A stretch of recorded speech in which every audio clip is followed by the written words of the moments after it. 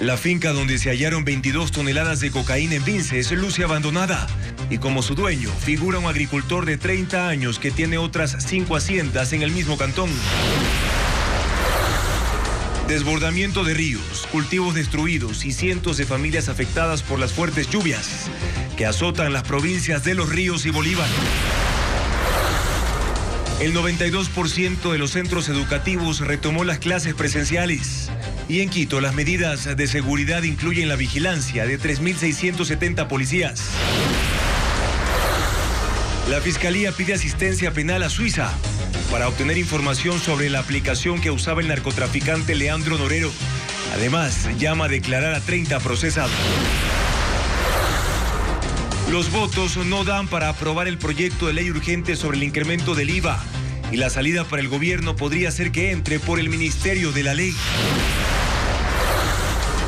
El Consejo de la Judicatura, en una carrera contra el tiempo, decide designar con jueces antes del sábado, cuando terminan funciones 4 magistrados.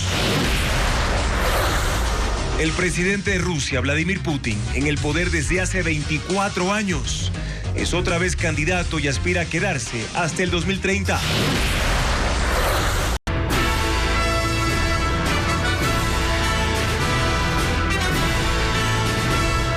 Buenas noches, amigos. Comenzamos con lo más destacado de la jornada en este inicio de semana. Bienvenidos. El dueño de la finca donde se realizó el mayor decomiso de droga en la historia del Ecuador, 21 toneladas, registra 5 propiedades más a su nombre también en Vinces, provincia de Los Ríos. Posee en total 25 hectáreas. Un equipo de Televistazo recorrió el lugar. A 40 minutos del centro del cantón Vinces, en Los Ríos, está la finca de 3.000 metros cuadrados donde hace una semana los militares encontraron 21 toneladas de cocaína debajo de una chanchera, 22 fusiles y 7.000 municiones. Según el municipio, el dueño es Edgar Fabián MP, un hombre de 30 años. El inmueble está ubicado en el recinto Los Cedros, cerca del río Lagarto. Porque el dueño anterior era otro dueño que tenía esas tierras, pero él murió y los hijos vendieron eso. Pero eso fue hace 3 años atrás. Televistazo confirmó que este no es el único bien a nombre de Edgar Fabián MP. Desde el 2016 hasta el 2022, él adquirió otras 5 haciendas en el mismo cantón. Suma 25 hectáreas, según el registro de la propiedad de Vinces. De hecho, la finca donde se encontró la droga es la más pequeña de todas. Los terrenos son aledaños y su ubicación ayuda a entender cómo es que los narcos pudieron transportar y almacenar 21 toneladas de droga sin ser detectados. Este noticiero recorrió el sector. Pocas casas están habitadas y no hay señal de telefonía celular. Las vías de acceso son poco transitadas y no hay controles militares ni policiales. La finca luce abandonada, con las puertas abiertas. La chanchera, que era la fachada de la caleta donde se ocultaban los 21.000 bloques de droga, ahora está vacía. Solo quedan algunos animales en los túneles. Hasta el momento, este proceso no ha traído consecuencias judiciales para el dueño de la finca. El único detenido hasta ahora es el hombre que, según las investigaciones, cuidaba el cargamento. El proceso penal fue trasladado desde Vinces a una unidad especializada en Guayaquil y el dueño de la finca fue llamado a declarar la próxima semana. Pero la Fiscalía no confirma si ya lograron ubicarlo y por ahora tampoco anuncia cargos en su contra.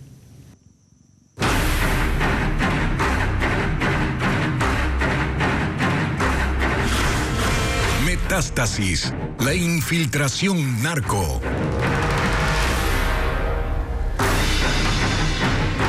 Ecuador envió un pedido de asistencia penal internacional a Suiza en el caso Metástasis por solicitud de 2 procesados. En ese país está la empresa de la aplicación Trima usada por el narcotraficante Leandro Norero para comunicarse desde la cárcel.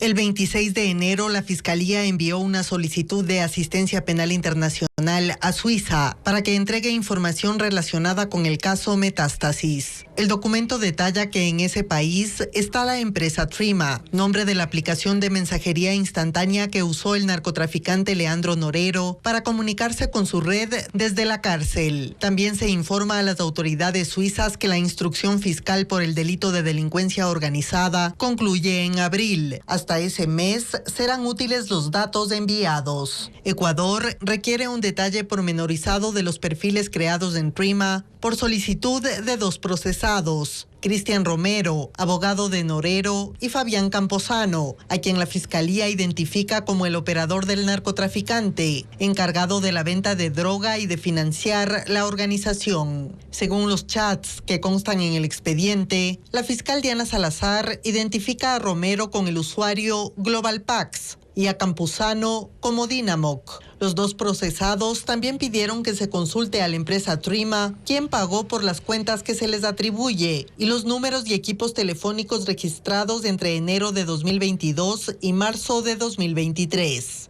La Fiscalía ecuatoriana detalla que las diligencias que Suiza realice para obtener la información requerida serán confidenciales y solo lo pertinente se usará en el proceso. Ecuador mantiene un tratado de cooperación penal con Suiza desde 1999 y ambos países son signatarios de la Convención de Naciones Unidas contra la Delincuencia Organizada Transnacional.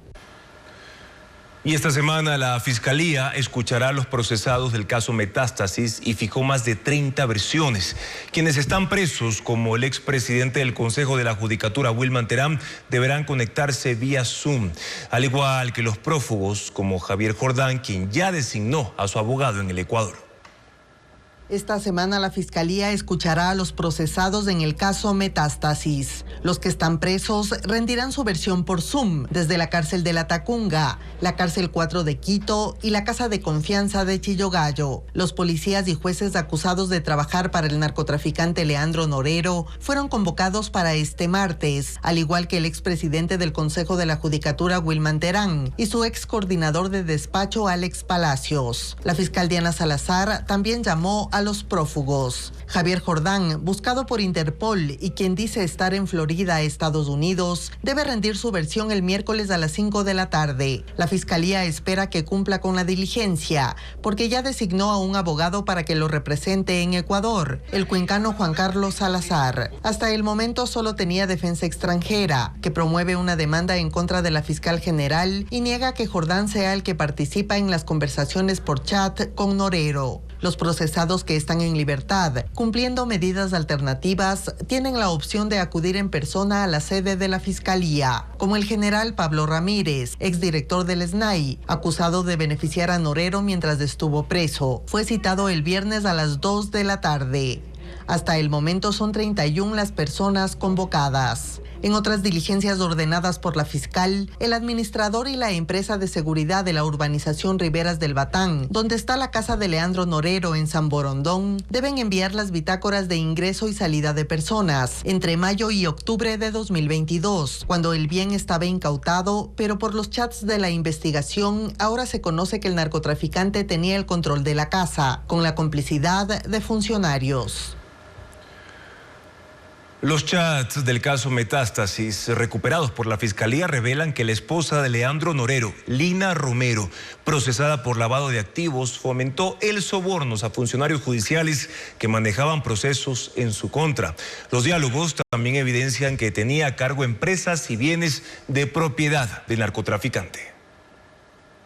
Una de las personas con las que más se comunicaba el narcotraficante Leandro Norero desde prisión era su esposa Lina Romero Vargas. Según consta en los chats recuperados por la Fiscalía, que forman parte del expediente del caso Metástasis, hablaban casi a diario sobre la familia y la causa penal por lavado de activos en la que eran procesados ambos. Romero, quien es colombiana de nacimiento, quería retirarse el grillete electrónico que llevaba desde el allanamiento a su mansión. Durante la madrugada del 25 de mayo de de 2022 cuando fue detenido Norero y para lograrlo fomentaba el soborno a funcionarios. La siguiente conversación data del 10 de julio de 2022. Mejor dale ese 50% a la fiscal, a los jueces y ya que se hagan ciegos, sordos y mudos. Yo no sé cómo no te desmayas abriendo esa caja sabiendo todo lo que había ahí.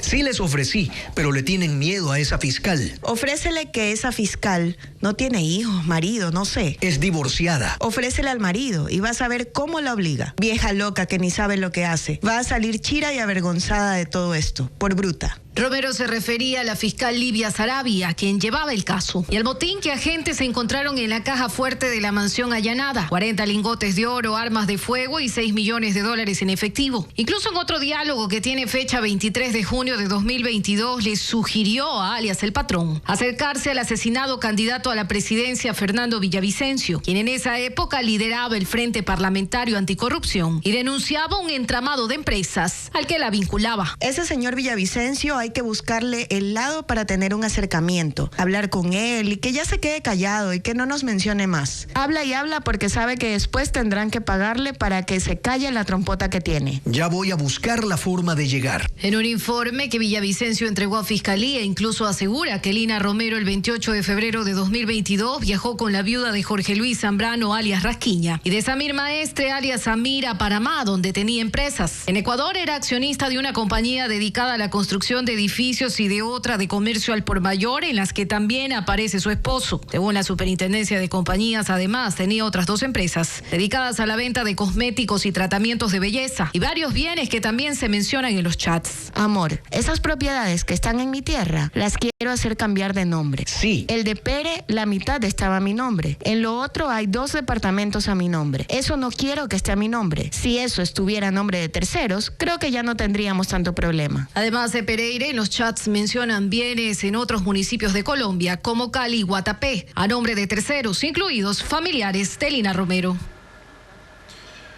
La actividad volcánica del Sangay está acabando con el bosque, contaminando 2 ríos amazónicos. Los efectos son devastadores para ese ecosistema desde hace 5 años. Diego Cuenca explica por qué.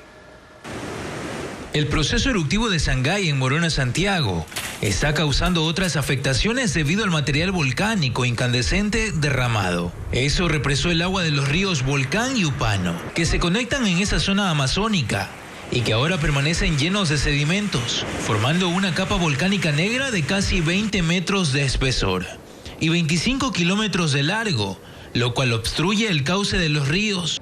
En tiempos de verano, el río Upano hasta aquí llega cristalino. Se une con el río Volcán y contamina para abajo por la ceniza volcánica. En el 2019, el río Upano tenía 60 metros de ancho, pero ahora, 5 años después, tiene una extensión de 1.200 metros de ancho. Esa es la enorme huella de la actividad volcánica, que también arrasó con 65 hectáreas del bosque del Parque Nacional Sangay, según sus guardaparques. Este material súper caliente, al chocar con el agua que sale de las lagunas, hay un río que se llama Chocolate, entonces se produce esta evaporación. En ese espacio había árboles de arrayán, de más de 15 metros de alto. Los que aún sobreviven están parcialmente quemados, marcados por la lava, que también acabó con 120 especies de orquídeas y también afectó a peces.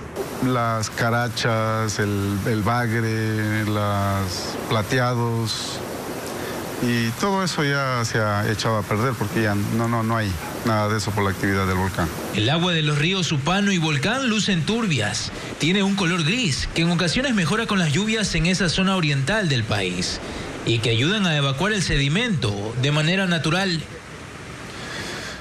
En la Asamblea Nacional no hay consenso sobre el aumento del IVA al 15%. Sin embargo, la norma puede entrar en vigencia por el Ministerio de la Ley, como ya pasó en el anterior gobierno.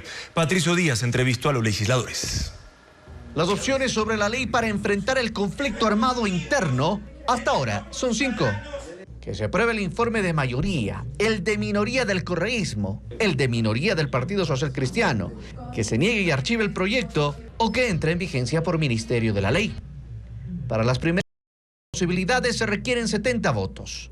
El informe de mayoría no tiene ese respaldo. Incluye el incremento del IVA al 15% y eso lo rechazan el correísmo, el Partido Social Cristiano y Pachacutic, que suman 74 legisladores, por lo que sin ellos no hay forma de aprobarlo.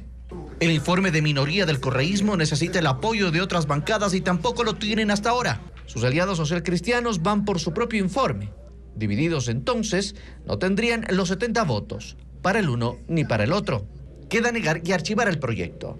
Para ese caso también se necesitan 70 votos. En Construye temen que eso tampoco se logre. Lo más probable es que estas dos bancadas procuren lavarse las manos frente a su electorado, pero que estén acordando el desacuerdo, entre comillas, con el presidente para lograr que se pasen más impuestos. Según la ley, si la Asamblea no toma una decisión y transcurren los 30 días previstos para la aprobación de un proyecto de ley urgente, este entraría en vigencia tal cual lo envió el presidente de la República, sin los cambios o modificaciones que haya realizado la Asamblea. Hay un antecedente de hace 2 años, cuando el informe de mayoría de la reforma tributaria de Guillermo Lasso no contó con los votos en el Pleno. Igual suerte corrió el informe de minoría del correísmo. Así, ante la moción de archivo, la Revolución Ciudadana se abstuvo e impidió que se alcancen los 70 votos. Esa reforma entró en vigencia por Ministerio de la Ley. Hoy, sin acuerdos, no se descarta que algo parecido pueda volver a ocurrir. Al menos millones de dólares en créditos espera conseguir el gobierno por parte de los organismos multilaterales. Pero ¿cuál es el requisito? Presentar acciones concretas que aseguren nuevos ingresos que reduzcan la brecha fiscal. El gobierno está concentrado en allanar el camino que le permita llegar hasta los organismos internacionales con una propuesta presentable. El mínimo que esperan tener en mano para solicitar recursos son los 1.300 millones de dólares que generaría en un año completo el incremento del IVA del 12 al 15%. Pero no solo eso, sino que tiene que ser una medida permanente para demostrar que es sostenible a largo plazo. Es por ello que a las propuestas que se lanzan desde la arena política las batean. Porque si bien asegurarían una recaudación, en unos casos no sería permanente y en otros tampoco inmediata. Es el caso del planteamiento para gravar las utilidades de la banca, que podría generar flujo, pero que no corrige las distorsiones en el largo plazo y tampoco se puede determinar el monto que representaría en su cobro futuro. Lo mismo ocurre con el impuesto a la salida de divisas, al que en finanzas entienden como un proceso selectivo que generaría distorsiones en la actividad económica. Una postura distinta tiene el Ministerio de Economía con el tema del bloque ITT. Allí, como los recursos son previsibles y constantes, se analiza la posibilidad de extender el proceso de cierre de ese campo petrolero, ya que esos ingresos no tienen un reemplazo automático. Haciendo cuentas, el gobierno suma 1.600 millones de dólares que este año obtendría por las medidas adoptadas en la primera ley económica urgente y los 1.300 millones que generarían 3 puntos adicionales del IVA en un año y que, a decir de las autoridades, cubren apenas un cuarto del déficit fiscal. Con esos números esperan llegar ante los organismos multilaterales con la confianza de que esta última medida sí genera certezas y optimismo en los mercados internacionales, y con eso esperan conseguir 500 millones de dólares por parte de los organismos regionales y 3.000 millones más con el Fondo Monetario Internacional a través de un crédito stand-by. Pero todo este ejercicio apenas alcanzaría para salvar el 2024, por lo que en finanzas se considera obligatorio abordar el tema de los subsidios. El análisis está en desarrollo para no afectar a las cadenas productivas, ni con un eventual incremento de precios a los consumidores finales. Estados Unidos ha dicho que responderán al ataque con drones contra una base norteamericana en Jordania, donde 3 soldados murieron y 34 quedaron heridos. Responsabiliza a milicias financiadas por Irán, lo que aumenta los temores de una extensión del conflicto en Medio Oriente. El sitio del ataque es una instalación jordana que da apoyo logístico a fuerzas estadounidenses en la frontera con Siria, y por primera vez soldados norteamericanos mueren en la región a causa de la que se ha dicho es una acción enemiga en medio del conflicto actual entre Israel y Hamás. El Departamento de Defensa de Estados Unidos asegura que el ataque con drones fue lanzado desde Siria. El presidente Joe Biden ha prometido una respuesta. Señala como responsables a milicias auspiciadas por Irán sin mencionar a algún grupo específico. Las bajas estadounidenses son 3 y hay además 34 heridos. Y esta mañana el vocero del Consejo de Seguridad Nacional, John Kirby, declaró que no buscan una guerra con Irán y que este ataque es ciertamente una escalada en el conflicto por parte de milicias proiraníes, aunque el gobierno de la República Islámica de Irán ha negado tener alguna conexión con este ataque.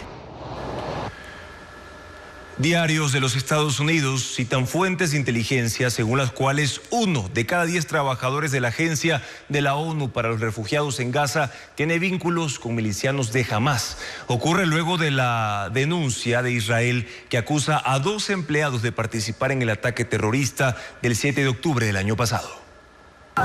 Desde que Israel denunció que al menos 12 empleados de la Agencia de Naciones Unidas para los Refugiados Palestinos participaron de la incursión del 7 de octubre, los diarios Washington Post y New York Times han publicado detalles como que algunos ayudaron en el secuestro de israelíes, coordinaron acciones logísticas para el asalto o proveyeron armas, mientras que por el rastreo de teléfonos celulares, otros estaban en sitios donde civiles fueron asesinados.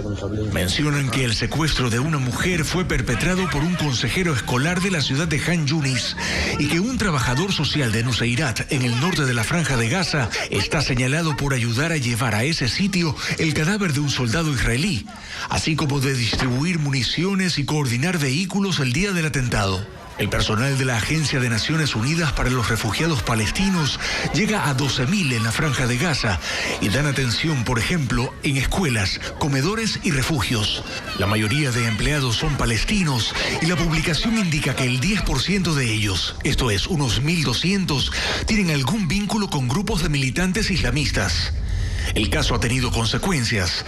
Naciones Unidas conduce una investigación sobre la presunta participación de empleados y hasta ahora 15 países miembros de la ONU han suspendido los aportes para el financiamiento de la Agencia para los Refugiados Palestinos, entre ellos Estados Unidos, Alemania, Canadá, Francia, Italia, Japón y Reino Unido.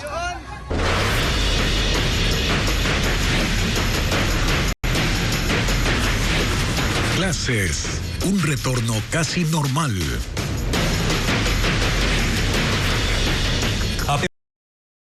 600.000 alumnos del 92% de escuelas y colegios dejaron las clases virtuales. Vanessa Robles reporta que el 8% restante representa las instituciones educativas que están cerca de las cárceles o en zonas con altos índices de violencia. Como parte de la fase 3 del retorno a clases, este lunes 29 de enero volvieron a las aulas los estudiantes de 3.900 escuelas y colegios del país. A la fecha, son 14.704 establecimientos en todas las provincias del Ecuador que ya están en modo presencial.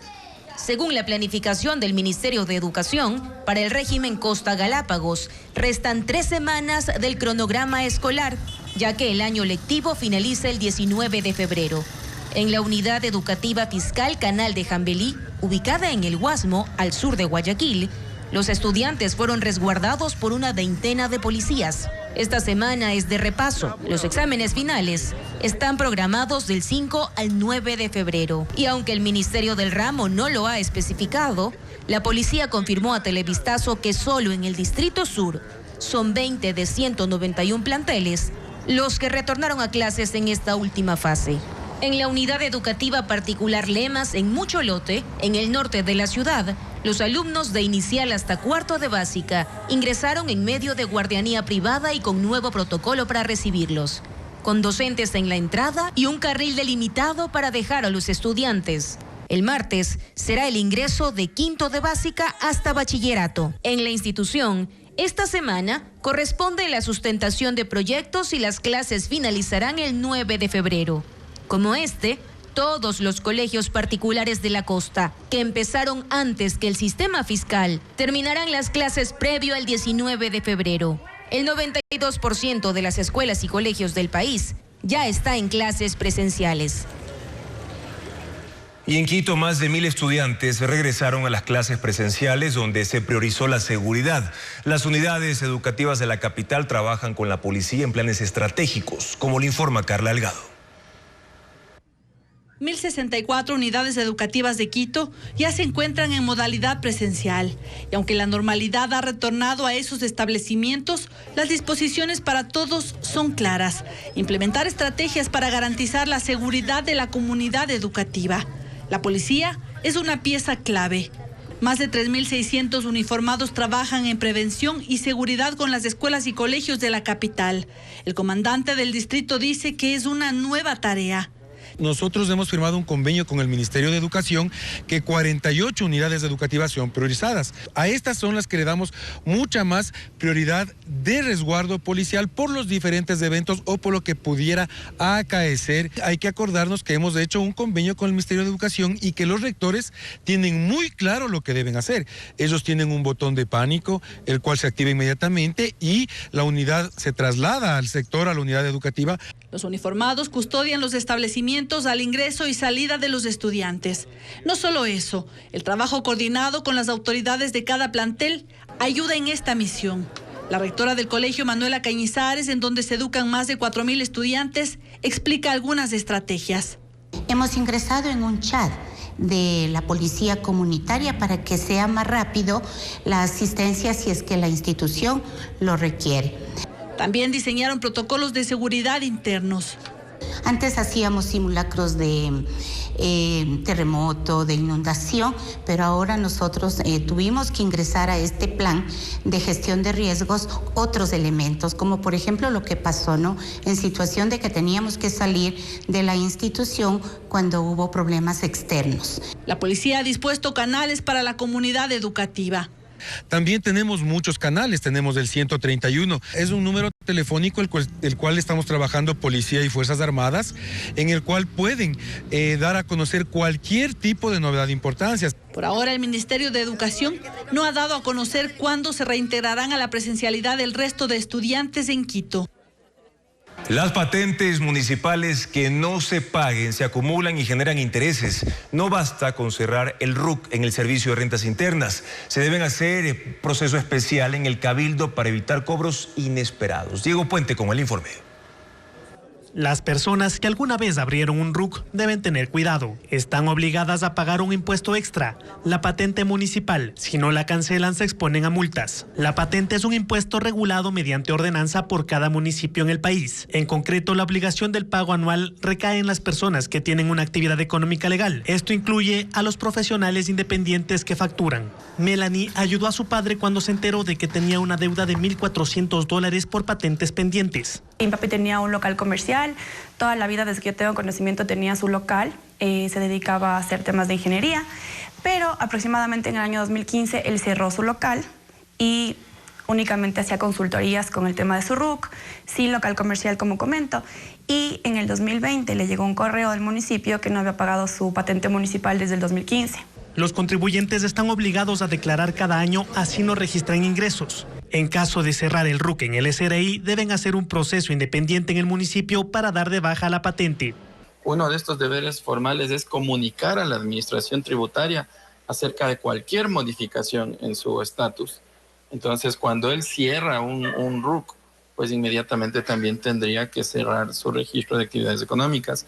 En Quito, en el 2023, se recaudaron $55 millones por patente. De esa cifra, 10 millones corresponden al capital y a las multas de contribuyentes atrasados. Quienes no paguen a tiempo tienen que pagar una multa de 3% del valor del impuesto por cada mes de retraso. Hay un límite. Por ejemplo, si deben pagar $50 de patente, el recargo máximo será del mismo valor. En Quito se declara la patente sin multas hasta el 15 de mayo, en Cuenca hasta finales de junio y en Guayaquil se da plazo hasta 30 días después de declarar el impuesto a la renta. El Consejo de la Judicatura declaró la emergencia en el proceso de designación de conjueces temporales de la Corte Nacional de Justicia. Su objetivo es cubrir las vacantes de 4 jueces que terminarán sus funciones este sábado, como informa Fabiola Santana. El Pleno del Consejo de la Judicatura resolvió declarar la necesidad extraordinaria y urgente de designar a conjueces temporales de la Corte Nacional de Justicia. Lo hizo por unanimidad. Los que resulten seleccionados cubrirán las vacantes que queden a partir del cese de funciones de Byron Guillén, Walter Macías, Luis Rivera y Fabián Racines. Estos 4 jueces nacionales terminarán su periodo el sábado 3 de febrero y sus vacantes no han sido llenadas, pues el Consejo de la Judicatura declaró la nulidad insanable del concurso de jueces el 18 de enero. El 3 de febrero se les va a notificar con la acción de personal para cesar porque son a plazo fijo. De ahí tenemos que reemplazar con los conjueces titulares que existen y tenemos que hacer que la propia Corte los elija y se reorganice.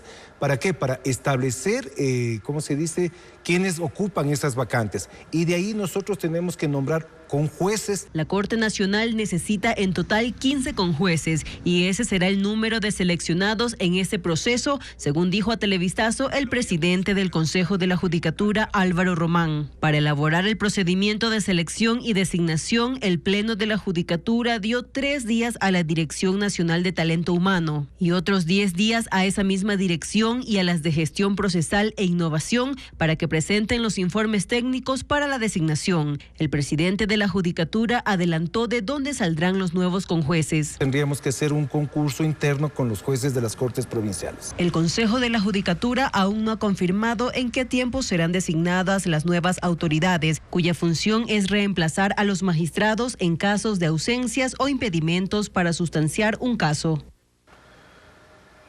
Este lunes se presentó el estudio La deuda de los ecuatorianos, una carga difícil de llevar, que concluye que los usuarios del sistema financiero se endeudan más y a mayor plazo. Adriana Bermeo con el informe. Los ecuatorianos se endeudan en plazos cada vez más extensos y en montos más elevados. Es la conclusión del informe realizado por la red de instituciones financieras con el apoyo de la Universidad San Francisco de Quito y la firma global de data Equifax. El estudio La deuda de los ecuatorianos, una carga difícil de llevar, se conoció este lunes y resume en 3 puntos el comportamiento económico de la población activa entre el 2015 y el 2023. 1. Se incrementaron en un 19% los pagos con tarjeta de crédito de productos de consumo inmediato como alimentos diferidos a 6 meses. 2. Los periodos de financiamiento para la adquisición de vehículos aumentaron de 4 a 6 años. Y 3. Se incrementaron los plazos de pago de microcréditos a más de 6 años en 38%. Y es evidente que existe un consumo acelerado que va creciendo más rápido que la producción, más rápido que el empleo, y esto se está financiando en deuda. En los últimos 8 años también aumentó el número de deudas que mantienen los ecuatorianos. Una persona puede tener entre 12 y 13 deudas al mismo tiempo con instituciones financieras, lo que puede causar sobreendeudamiento. Cuando uno hace un crédito, pacta con una tasa de interés normal, establecida y regulada por el ente de control, y luego eso empieza a generar nuevos intereses de mora, gestiones de cobranza adicionales. Entre el 2019 y el 2023, el número de usuarios que no pudo pagar sus deudas pasó del 15 al 24%. Y los procesos de cobranza pasaron de 7.9% a 14.2%. En esta fase, las personas no pueden acceder a los beneficios del sistema financiero. En conclusión, los ecuatorianos tienen menos dinero y cada día les cuesta más pagar las deudas a tiempo. El presidente de Rusia, Vladimir Putin, oficializó su candidatura para los comicios del 17 de marzo y aspira a un 5º mandato. Las últimas reformas constitucionales le permiten ir a 2 periodos consecutivos más, con lo que podría mantenerse en el poder hasta el año 2036, informa Pedro Jiménez. Primer ministro, presidente del gobierno y presidente de la Federación Rusa. Vladimir Putin ha estado en las más altas esferas del poder desde 1999 y va por más.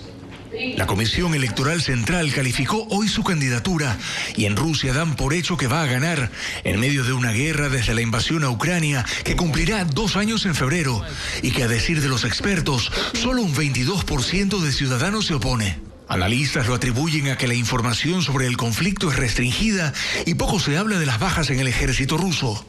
Para los opositores, en cambio, esta elección es una carrera cuesta arriba. 29 aspirantes han intentado inscribirse, pero solo 3 más están calificados y son todos de partidos representados en el Parlamento que apoyan en gran medida las políticas del Kremlin.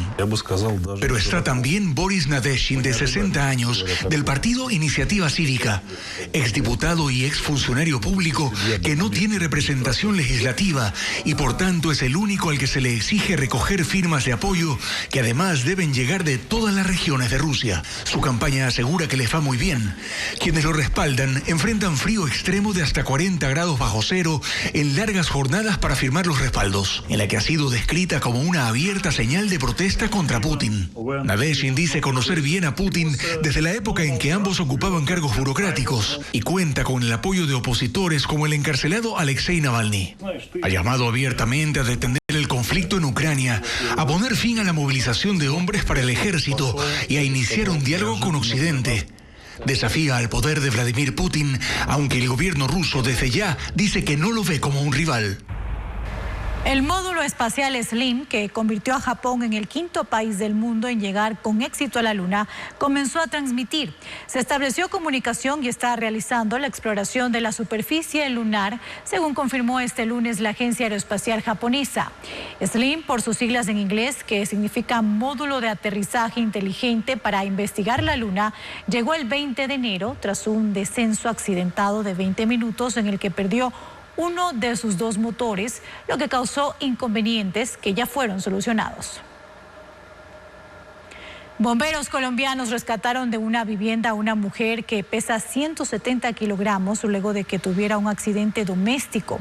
Con ayuda de una grúa, la sacaron del departamento en un 5º piso, donde permanecía en el suelo tras lesionarse la pierna. El rescate tomó 2 horas y se necesitaron 10 bomberos para trasladar a la joven de 25 años al hospital, donde se recupera. Una obra llena de amor y humor se estrenará en el Teatro Las Cámaras en Guayaquil, mientras que el Teatro San Gabriel en Quito llegará 1984. Se trata de una historia escrita hace 75 años por el novelista George Orwell. Estefanía Arias con la agenda cultural. Soy María Margarita y soy viuda. 3 mujeres buscan un Latin lover. Así se llama esta obra llena de fantasía, amor y humor, que se presentará en el Teatro Las Cámaras, norte de Guayaquil. Dirigida por Jorge Toledo y con la actuación de Marisela Gómez, Ney Calderón, Miriam Murillo y Prisca Bustamante. Necesitamos un Latin lover. Las funciones serán el 2 y 3 de febrero a las 20 horas. Los puntos que debían ser bombardeados. Según sus creadores, es un recorrido por los laberintos fríos de la migración. Hotel de Inmigrantes llega a la Caja Negra del Estudio de Actores en Quito. La obra se basa en una serie de 7 historias de europeos que vivieron el éxodo en la Segunda Guerra Mundial, dirigida por León Sierra e interpretada por Adriana Oña. Las 3 últimas funciones serán el viernes 2 de febrero a las 19:30 y sábado 3 y domingo 4 a las 18 horas. La obra literaria de George Orwell, 1984, llegará al Teatro San Gabriel en Quito. La historia recoge el terror de vivir constantemente observados por el Gran Hermano, un estado militarizado. Distópico Teatro es el encargado de esta puesta en escena, que se presentará el jueves 1 de febrero a las 20. 15 comunidades incomunicadas, deslizamientos de tierra y daños en 12 puentes del cantón Echeandía en Bolívar son los estragos de la fuerte lluvia de anoche. Ángel Pilatuña recorrió los pastizales que quedaron destruidos. La intensa lluvia registrada la noche de este domingo dejó aproximadamente 1.200 personas de 15 comunidades rurales del cantón Echeandía en Bolívar incomunicadas. Esto tras el desbordamiento simultáneo de 12 ríos. Que hemos contabilizado el día de hoy alrededor de unos 10 a 12 puentes están con el riesgo que pueda ocurrir lo mismo que este puente.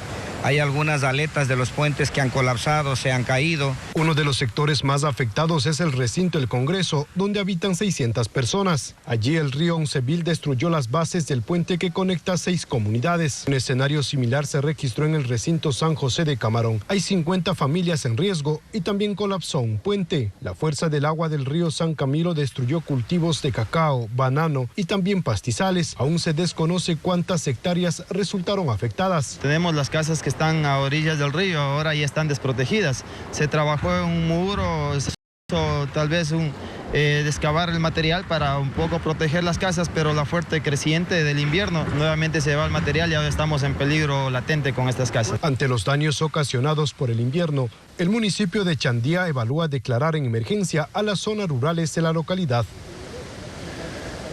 Mientras en los ríos la lluvia afecta a los cantones Montalvo y Ventanas. En este último incluso se abrió un alojamiento temporal porque hay 100 familias damnificadas cuyas viviendas quedaron anegadas, como informa Odette Camacho.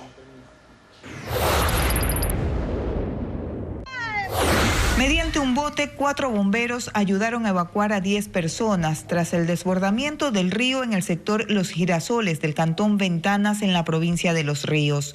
El agua alcanzó casi 1 metro de altura e ingresó hasta las viviendas de esta zona, donde hay 32 familias, pero solo 2 aceptaron ser trasladadas a un alojamiento temporal que se activó en la casa comunal del área. Mientras en la zona urbana de Ventanas, ciudadelas como Paz de Dios, Manuel Vera, 5 de agosto y 20 de noviembre también se inundaron. Son al menos 250 familias afectadas. Todo esto se ha llenado de agua, ahora peor con esto que alzaron las calles, más nos hemos inundado. Yo nunca me he cogido agua en mi casa arriba y ahora ya tengo el agua arriba. Otro cantón golpeado por el invierno en la provincia fluminense es Montalvo.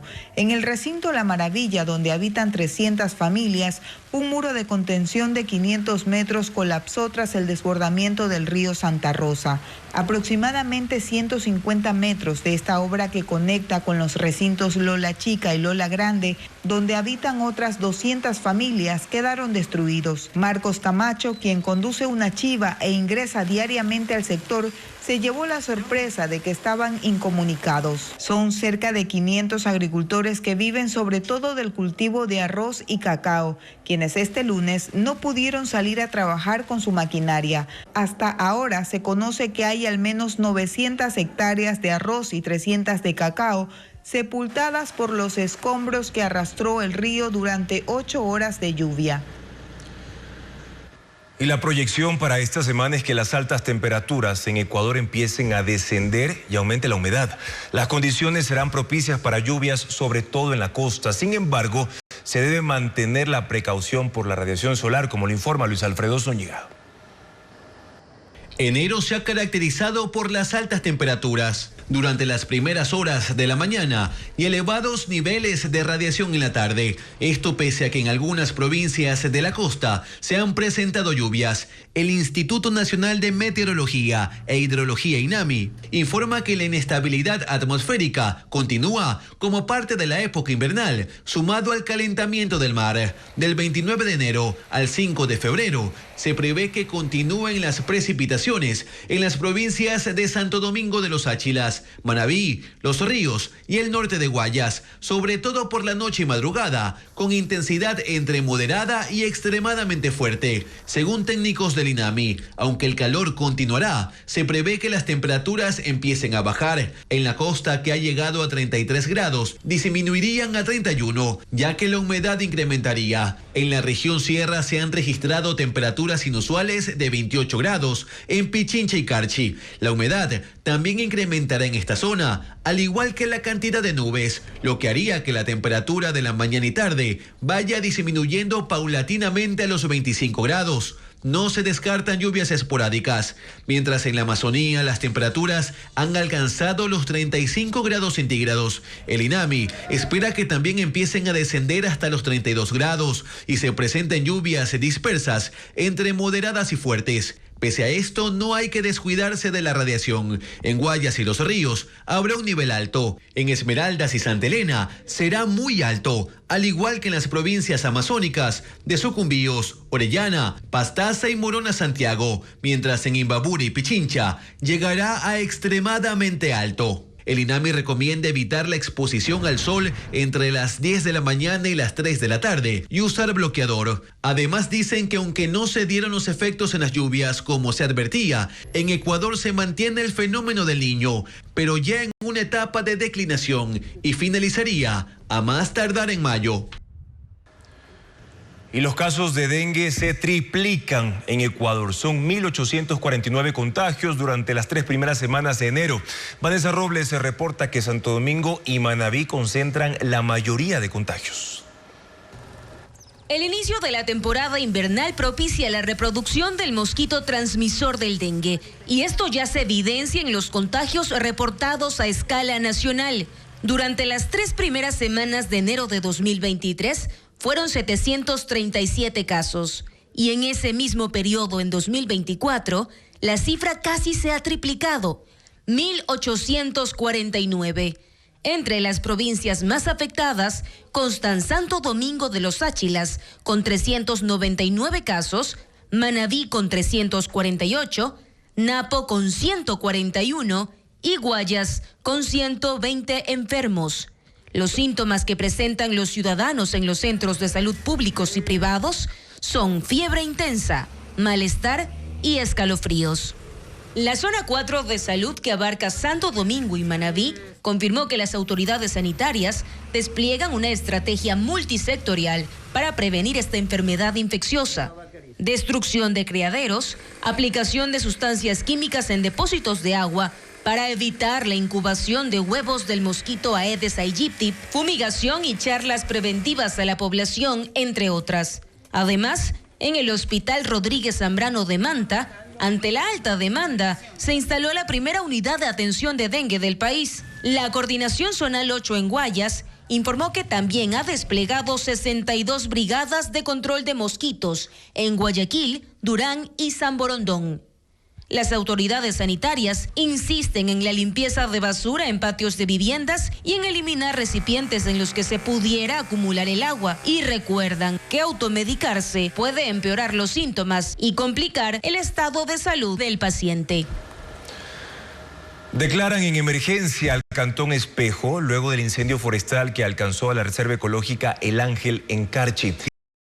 Tomó controlarlo, tiempo en el que 900 hectáreas de páramo quedaron destruidas, como lo muestra a continuación Paola Andrade.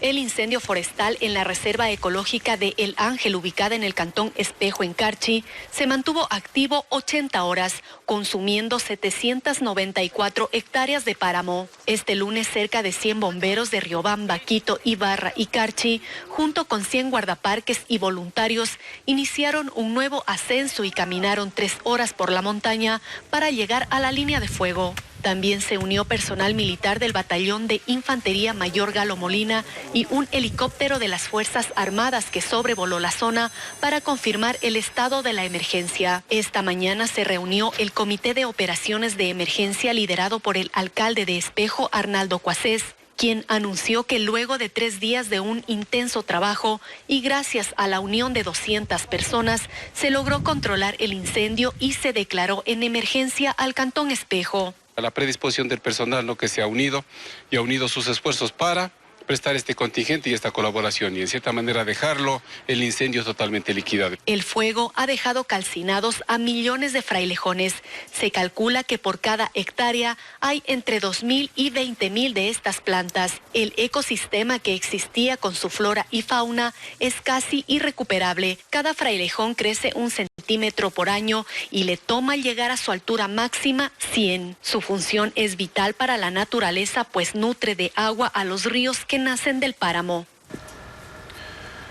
Un detenido deja el atentado a la Fiscalía de Manta en Manabí. No hubo víctimas, pero los funcionarios cumplirán teletrabajo. Karen Ceballos, con más detalles de lo sucedido. Las balas impactaron las ventanas y paredes del segundo y tercer piso del edificio de la Fiscalía de Manta en el centro de la ciudad. El ataque fue a las 12:15 de este lunes. Usuarios y personal de la institución evacuaron apresuradamente el inmueble. La policía acordonó el área y halló 9 restos de bala calibre 9 milímetros, además con amenazas de una banda catalogada como terrorista por el gobierno. Media hora después del anunció que un automóvil azul utilizado por los atacantes fue incendiado en el sector de Palo Santo en la ruta hacia la fallida refinería del Pacífico, en Manta.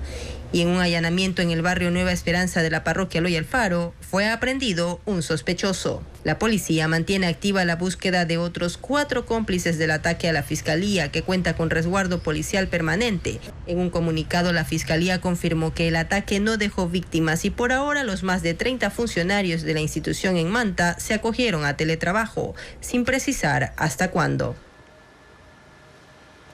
La Comisión de Régimen Económico aprobó el informe para primer debate del presidente Daniel Noboa, que busca agilizar el trámite para que los bienes de origen ilegal pasen al Estado. Patricio Díaz explica que la mesa decidió que la acción de este tipo no requiere sentencia previa. En la comisión no hubo sobresaltos para aprobar la reforma a las leyes de extinción de dominio y contratación pública propuesta por el Ejecutivo. El único que se opuso fue el legislador social cristiano Jorge Álvarez. Dijo no estar de acuerdo con que la extinción de dominio se aplique sin una sentencia previa. En la mesa se aclaró que la norma no exige sentencia porque es un proceso sobre bienes que no han sido justificados y es independiente de otras causas judiciales. Hoy, para iniciar un juicio de extinción de dominio, se debe esperar que una persona sea sentenciada, por ejemplo, por delitos de corrupción. Y luego, recién se inicia un juicio sobre sus bienes. Con la ley, si la Fiscalía determina que ese patrimonio no está justificado, puede empezar a la par el proceso para que los bienes pasen al Estado. Si tus ingresos no cuadran con los bienes y no los puedes justificar, se inicia, indistintamente de que no tenga una sentencia de haber incurrido en una actividad ilícita la persona que era dueña del bien. La comisión propone que la acción de extinción de dominio prescriba en 80 años. Y en cuanto al plazo para la investigación, propone un término medio entre el proyecto del presidente, que era de 3 meses, y el año que solicitó la Fiscalía. El informe dispone así que sean 6 meses. Pero cuando están bienes fuera del país se amplía un plazo de 6 meses al entender que se debe hacer otro tipo de acciones para identificar los bienes que están fuera del país. También acogieron otra de las sugerencias de la Fiscalía, que no haya un listado de delitos por los cuales se pueda seguir un proceso de extinción de dominio. Lastimosamente la delincuencia ha ido evolucionando y hay muchos de los delitos que no tenemos tipificados. Entonces lo que se ha dejado es como acción criminal, ¿no es cierto? El informe debe pasar al presidente de la Asamblea. La convocatoria al Pleno para el primer debate sería el próximo jueves.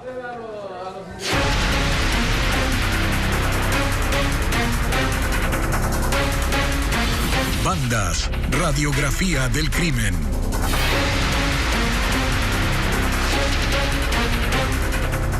Otra agrupación declarada como terrorista por el gobierno es Los Lagartos, que opera principalmente en el sur de Guayaquil. Según portales especializados en crimen organizado, se fortaleció en las cárceles tras la alianza de 2 bandas, los cubanos y los gorras. Bessie Granja con el informe. Según el Observatorio Ecuatoriano del Crimen Organizado, la banda Los Lagartos se originó en el 2000 en la penitenciaría del Litoral. Allí ejecutaron asesinatos contra miembros de pandillas dominantes. Era un colectivo de sicarios, como detalla el portal especializado Inside Crime, y se fortaleció aliándose con los cubanos y los gorras, que operaban en el Guasmo Sur de Guayaquil. Según el colectivo de investigación, sus cabecillas eran William Humberto Poveda Salazar, alias el Cubano, acusado del asesinato de la exdirectora de la penitenciaría, Soledad Rodríguez. Giovanni Mantilla Ceballos, alias Gorras, estaba implicado en crímenes y el tráfico de droga.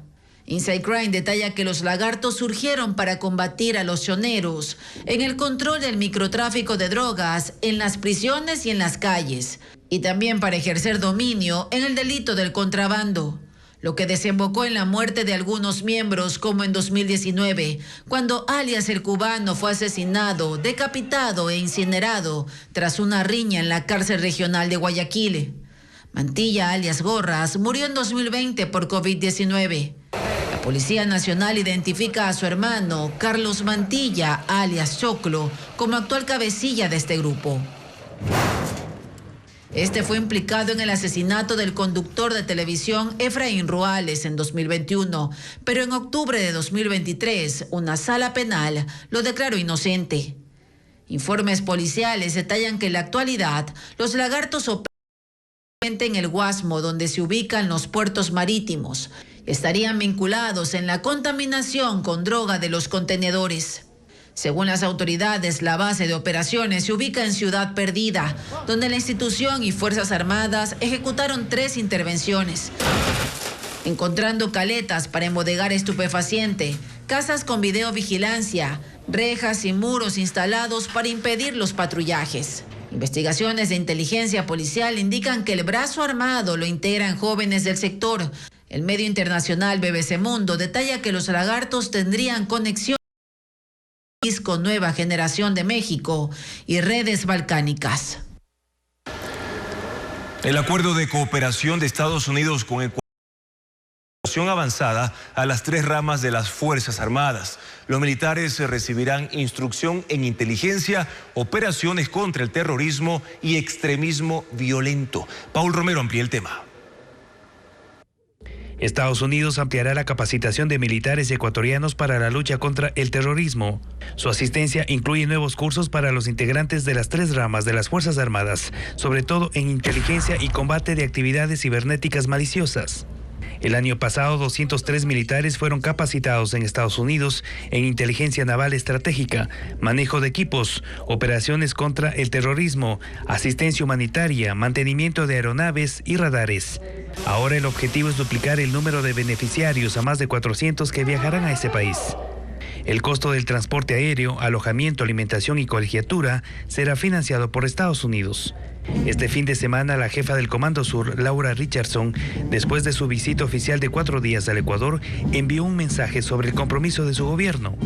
Ecuador es un socio democrático, valorado y respetado. Los vínculos entre nuestros ejércitos son tan fuertes, así como los vínculos con nuestros países y ciudadanos. Apoyamos al pueblo del Ecuador mientras trabaja para fortalecer su seguridad y derrotar a los grupos criminales que buscan socavar la estabilidad y seguridad en Ecuador y la región. Estamos unidos. El primer curso de capacitación de Estados Unidos en 2024 se realizó durante las primeras semanas de enero. Expertos del Servicio Secreto entrenaron a 32 integrantes de la Policía Nacional y de las Fuerzas Armadas sobre medidas de protección a dignatarios. Con canes antidrogas, militares y policías ejecutan una revisión minuciosa en las cárceles. Tras 2 semanas de operaciones, siguen encontrando droga y armas. Bessie Granja con el informe.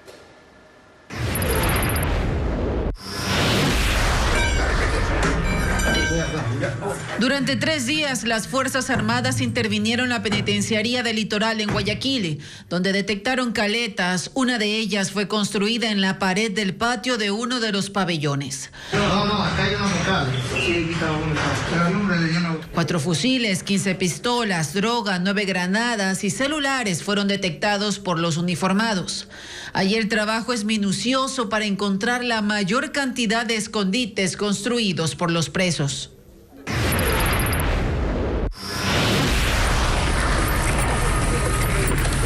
Una fuerte intervención se cumplió desde el domingo en la cárcel de Riobamba, en Chimborazo. Las autoridades utilizaron canes antidrogas para identificar el alcaloide enterrado bajo tierra.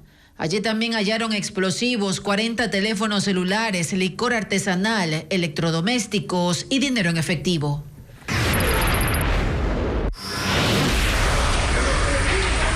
En la cárcel de Azogues, la fuerza pública implementó una minga de limpieza con los presos para mejorar las condiciones de este centro de rehabilitación.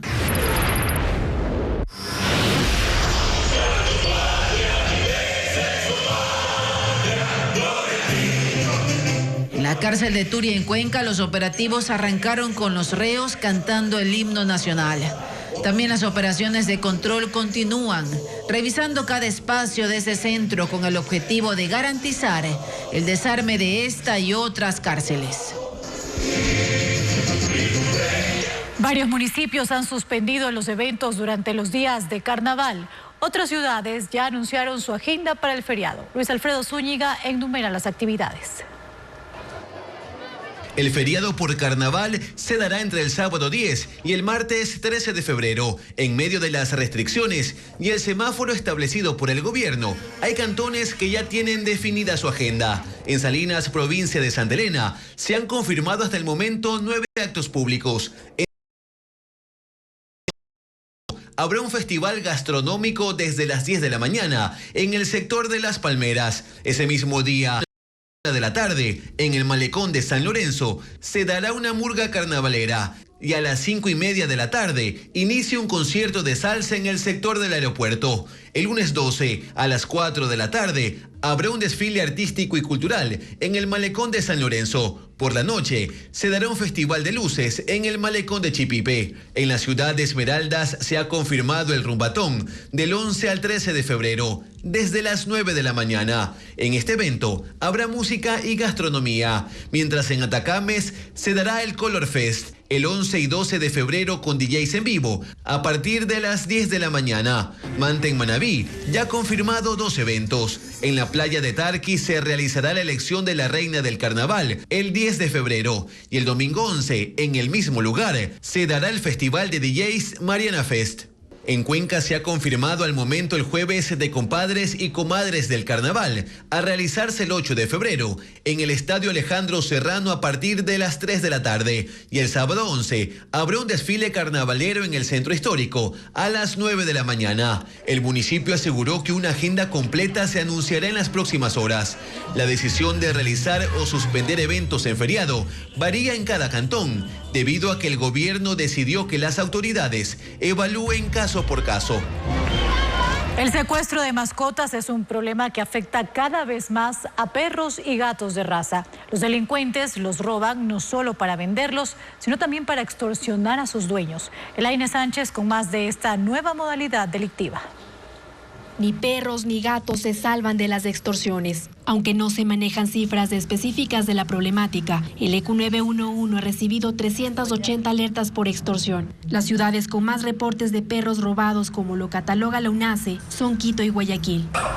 El primer caso conocido sucedió en Imbabura, con un perro llamado Rocky, y su robo fue reportado en noviembre del 2023. Rocky es un schnauzer de raza mediana y desapareció del patio de su casa. La dueña publicó el caso en redes sociales y fue contactada de inmediato por delincuentes que le pidieron $150 por el rescate. Los primeros casos aparecieron en el 2019 y luego con el paso del tiempo han ido aumentando el número de casos. Según la policía, los delincuentes escogen a sus víctimas según la raza para sacar crías que venden o a su vez los secuestran para pedir un rescate.